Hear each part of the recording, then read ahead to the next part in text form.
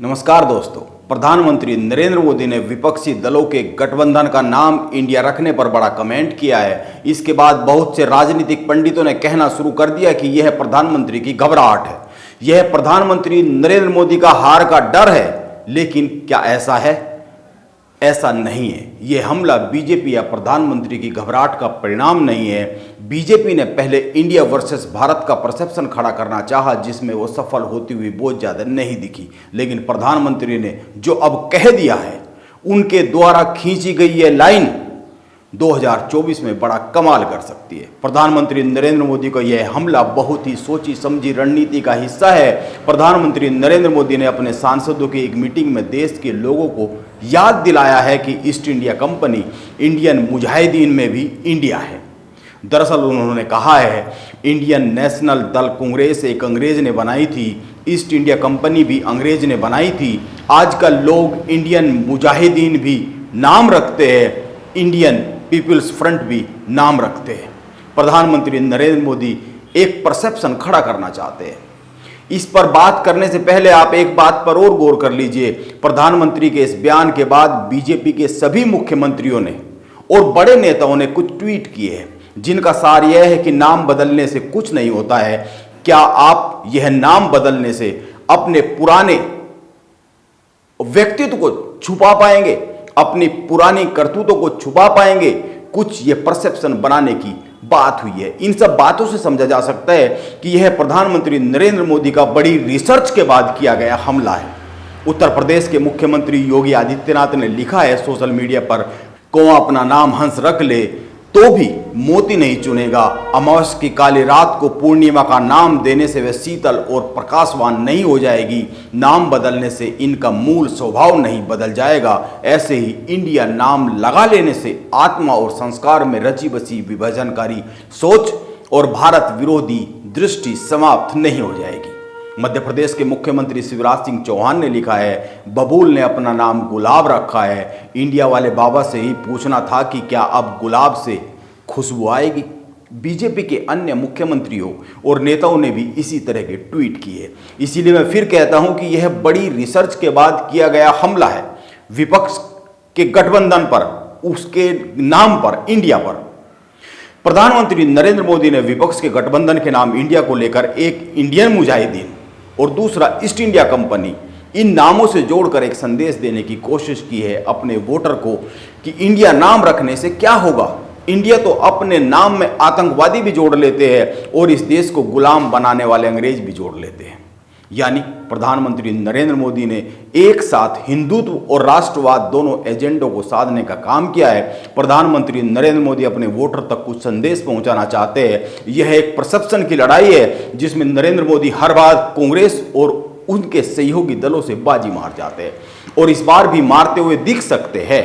वो अपने वोटर को यह बात बताना चाहते हैं कि नाम बदलने से ये लोग नहीं बदल जाएंगे और ना ही हम बदल जाएंगे। हम भी वही है, ये भी वही है। हम राष्ट्रवादी है, हिंदुत्ववादी है और असली भारत की चिंता करने वाले हैं। लड़ाई कोई नए लोगों से नहीं है, यह लड़ाई उन्हीं पुराने लोगों से है जिनके साथ 2014 में शुरू हुई थी। दरअसल नरेंद्र मोदी हर बार अपने वोटर को यह समझाने में कामयाब हो जाते हैं कि हम हिंदू हैं, हम राष्ट्रवादी भी है, बाकी कोई हमसे बड़ा ना तो हिंदू है और ना ही हमसे बड़ा राष्ट्रवादी है। यही नरेंद्र मोदी की जीत की असली वजह है, असली राज है। आप एक अन्य बात पर भी ध्यान दीजिए। अभी कुमार विश्वास ने एक बात कही है, उस बात के बड़े गहरे मायने हैं, बड़े गहरे असर हो सकते हैं 2024 की लड़ाई में। उनका कहना है कि अगर देश और इस्लाम में से किसी एक को चुनना पड़े तो मुसलमानों को देश को चुनना चाहिए, इस्लाम को छोड़ देना चाहिए। इसके साथ ही कुमार विश्वास यह भी कहते हैं कि अगर मुझे गीता या संविधान में से किसी एक को चुनना पड़े तो मैं संविधान को चुनूंगा, गीता को छोड़ दूंगा। आप दो बातों पर गौर कीजिए। क्या कोई मुस्लिम नेता, मौलवी या फिर कोई भी मुस्लिम समुदाय का प्रतिनिधित्व करने वाला बड़ा व्यक्ति कुमार विश्वास की तरह यह कहेगा कि वो कुरान और संविधान में से किसी एक को चुनने की बारी आएगी तो कुरान को छोड़कर संविधान को चुन लेगा? मुझे नहीं लगता वो ऐसा कहेगा, और अगर वो ऐसा कह भी देगा तो मुस्लिम समुदाय उसके पीछे पड़ जाएगा। हालांकि यह सच भी है कि ना तो कुमार विश्वास को गीता को छोड़ने की नौबत आने वाली है और ना ही किसी मुस्लिम नेता को या मुस्लिम समुदाय के किसी विशिष्ट व्यक्ति को संविधान और कुरान में से किसी एक को चुनने की नौबत आने वाली है। संविधान हर किसी को अपने धर्म के साथ जीने की आज़ादी देता है, इसीलिए संविधान गीता के साथ भी जीने की आज़ादी देता है और कुरान के साथ भी जीने की आज़ादी देता है। दरअसल ये परसेप्शन की लड़ाई है और इस परसेप्शन की लड़ाई में नरेंद्र मोदी और नरेंद्र मोदी की टीम हमेशा जीत जाती है और अन्य हमेशा हार जाते हैं और यही जीत हार चुनाव में परिवर्तित होती है।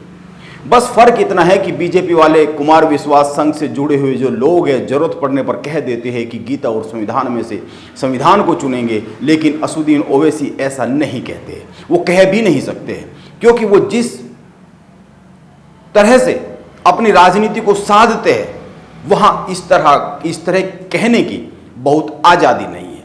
वो क्यों नहीं कहते हैं यह वो और ज़्यादा अच्छे से बता पाएंगे।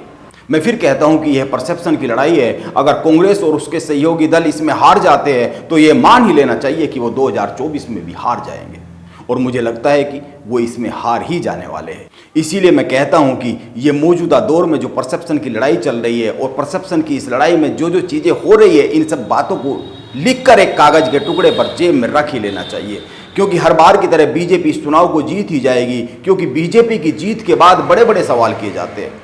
सबसे बड़ा सवाल तो ये होता है कि आखिर बीजेपी जीत कैसे गई। बीजेपी के खिलाफ तो माहौल बनता हुआ दिख रहा था, तमाम सवाल उस समय खड़े होते हैं और उन सवालों का जो उत्तर है आज ये जो पर्ची लिखी होगी, आपने अपनी जेब में रखी होगी, ये पर्ची उस समय अगर आप पढ़ेंगे तो समझ में आएगा कि बीजेपी कैसे जीत गई। यही तो नरेंद्र मोदी की खूबी है जिसको राहुल गांधी शायद ही अपने भीतर पैदा कर पाए। विपक्ष के किसी नेता के पास यह खूबी नहीं है, इसीलिए आंकड़ों के मायाजाल में मत फंसिए। यह देखिए कि 2024 की लड़ाई मनोवैज्ञानिक तौर पर किस दिशा में जा रही है, किस दिशा में इसको भेजा जा रहा है। 18 जुलाई को विपक्ष ने इंडिया नाम रखा अपने विपक्ष के गठबंधन का और करीब एक हफ्ते बाद ही नरेंद्र मोदी ने खेल के रुख को बदलना शुरू कर दिया है। इस बात पर बहुत ध्यान दिया जाना चाहिए। नरेंद्र मोदी चुनाव में उतरने से पहले एक परसेप्शन खड़ा करते हैं और उसी पर चुनाव लड़ते हैं। नमस्कार, मैं योगेश राणा।